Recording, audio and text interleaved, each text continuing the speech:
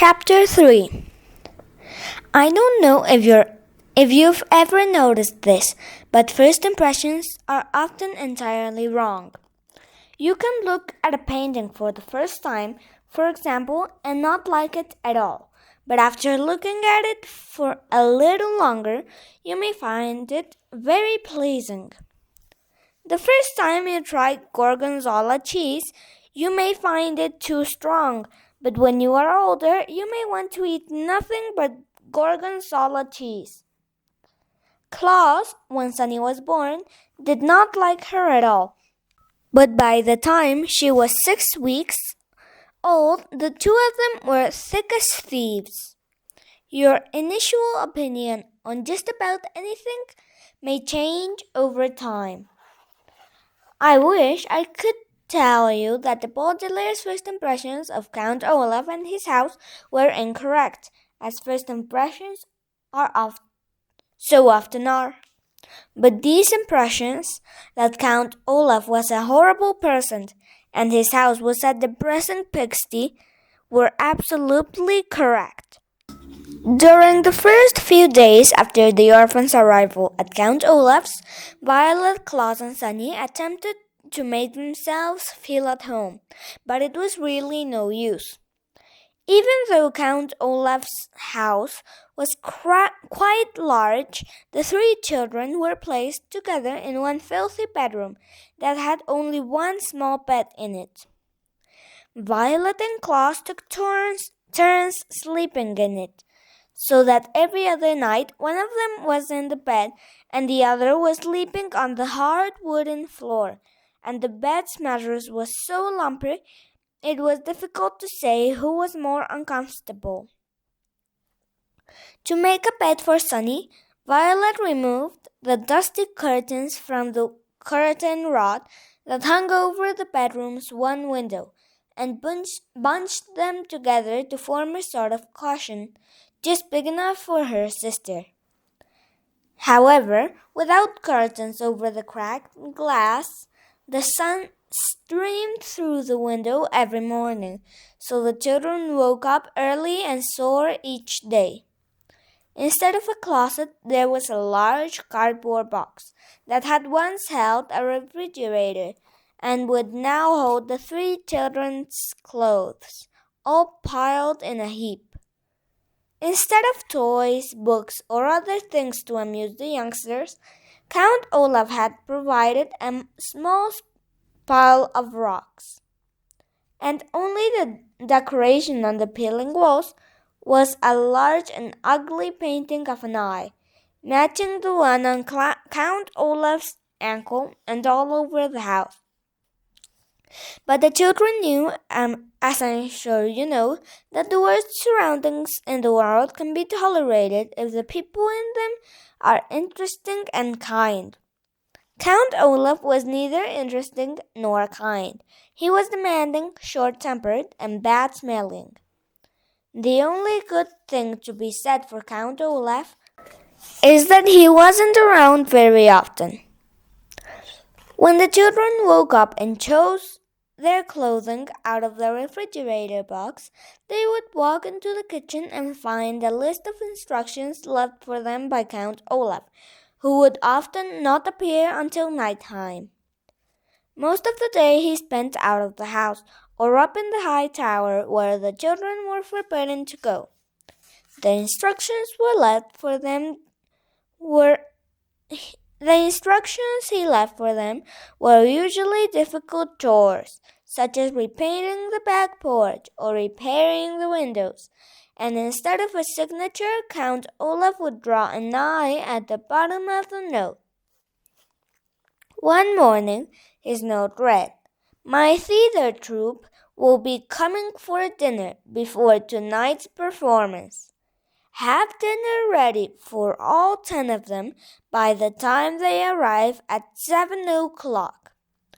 Buy the food, prepare it, set the table, serve dinner, clean up afterwards, and stay out of our way."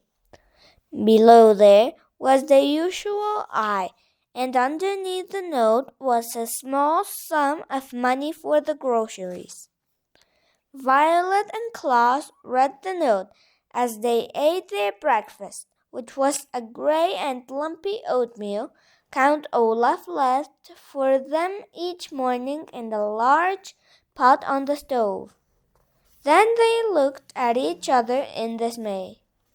"None of us knows how to cook," Klaus said. "That's true," Violet said.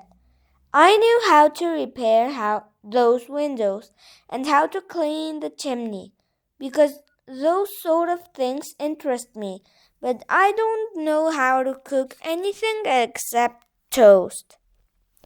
"And sometimes you burn the toast," Klaus said, and they smiled. They were both remembering a time when the two of them got up early to make a special breakfast for their parents.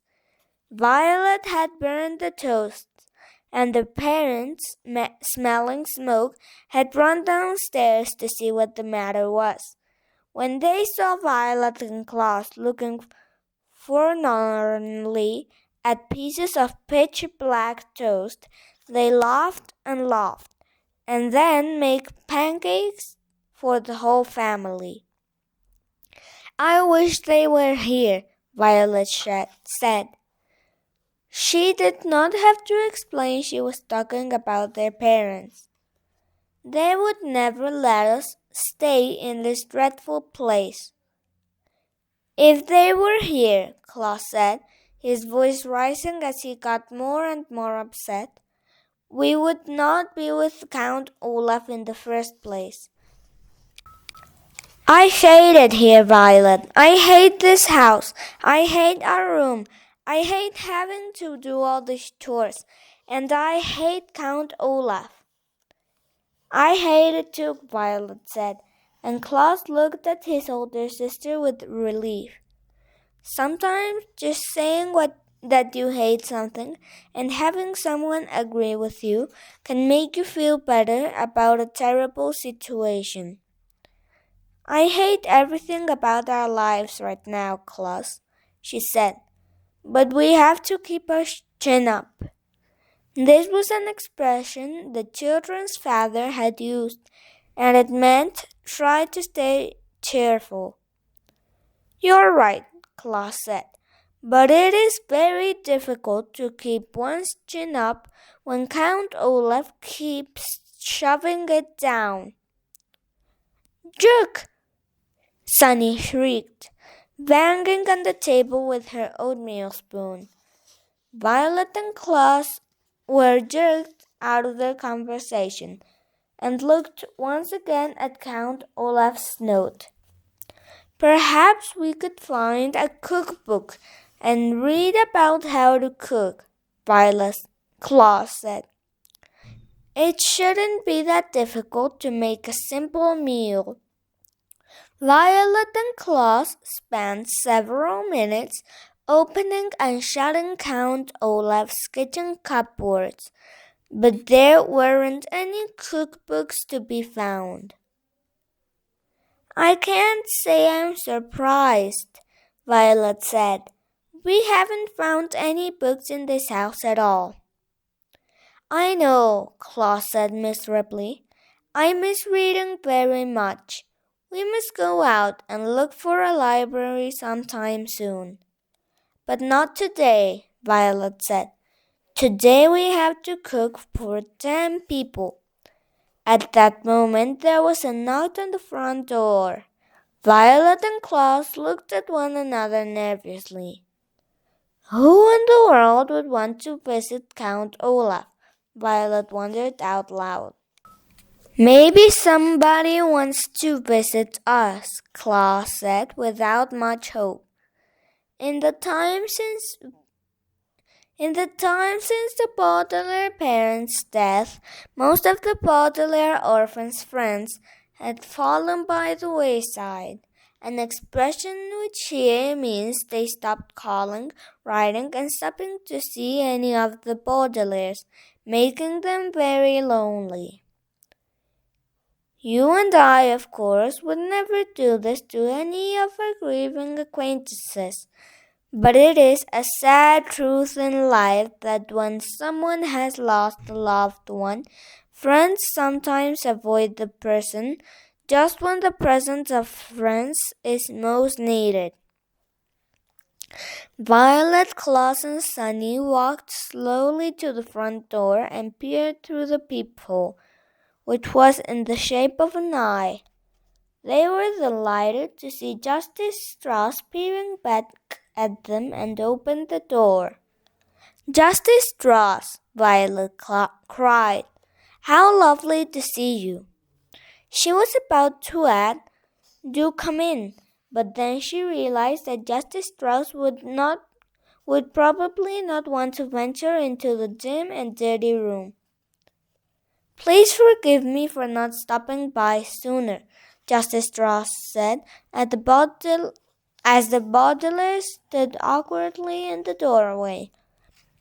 I wanted to see how you children were setting in, but I had a very difficult case in the High Court, and it was taking up much of my time.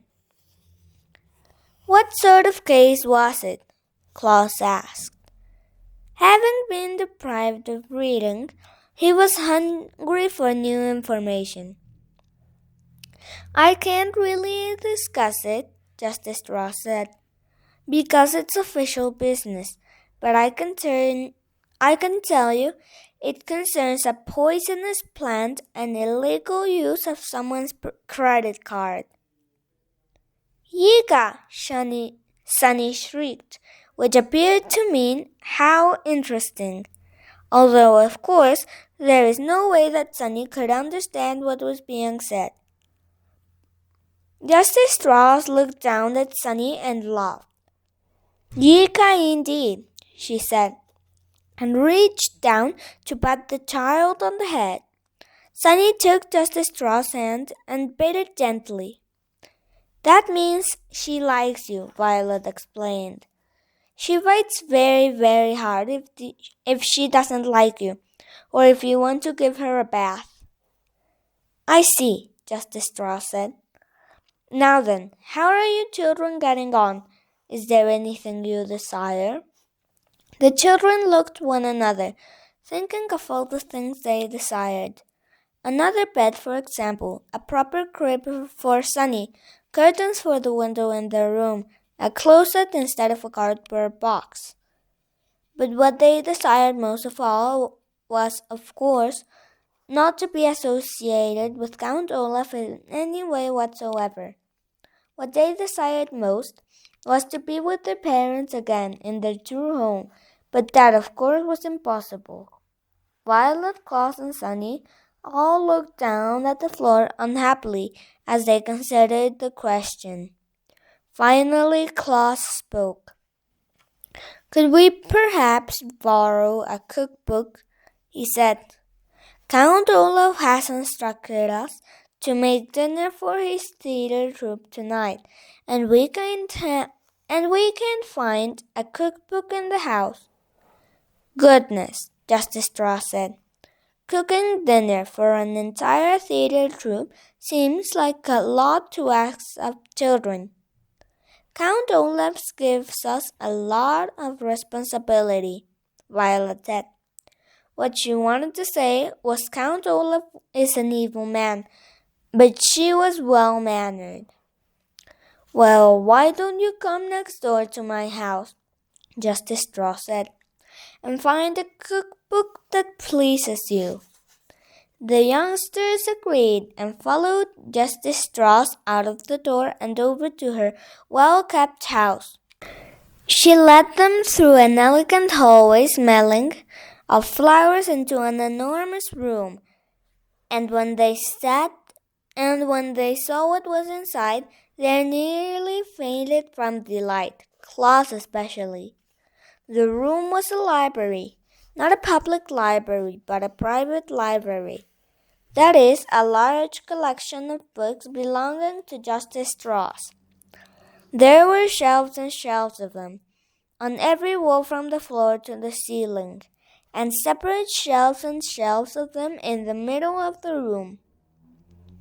The only place where there weren't books was in one corner, where there were some large, comfortable-looking chairs and a wooden table with lamps hanging over them, perfect for reading. Although it was not as big as their parents' library, it was as cozy, and the Baudelaire children were thrilled. "My word," Violet said. "This is a wonderful library." "Thank you very much," Justice Strauss said. "I've been collecting books for years, and I am very proud of my collection. As long as you keep them in good condition, you are welcome to use any of my books at any time. Now the cookbooks are over here on this eastern wall. Shall we have a look at them?" "Yes," Violet said. "And then if you don't mind, I should love to look at any of your books concerning mechanical engineering. Inventing things is a great interest of mine." "And I would like to look at books on wolves," Claus said. "Recently I have been fascinated by the subject of wild animals of North America." "Book!" Sunny shrieked, which meant, "Please don't forget to pick out a picture book for me." Justice Strauss smiled. "It is a pleasure to see young people interested in books," she said. "But first I think we'd better find a good recipe, don't you?" The children agreed, and for 30 minutes or so they pursued several cookbooks that Justice Strauss recommended. To tell you the truth, the three orphans were so excited to be out of Count Olaf's house and in this pleasant library that they were a little distracted and unable to concentrate on cooking. But finally Claus found a dish that sounded delicious and easy to make. "Listen to this," he said. "Puttanesca. It's an Italian sauce for pasta. All we need to do is saute olives, capers, anchovies, garlic, chopped parsley, and tomatoes together in a pot, and prepare spaghetti to go with it." "That sounds easy," Violet agreed. And the Baudelaire orphans looked at one another. Perhaps with the kind Justice Strauss in her library right next door, the children could prepare pleasant lives for themselves as easily as making Puttanesca sauce for Count Olaf.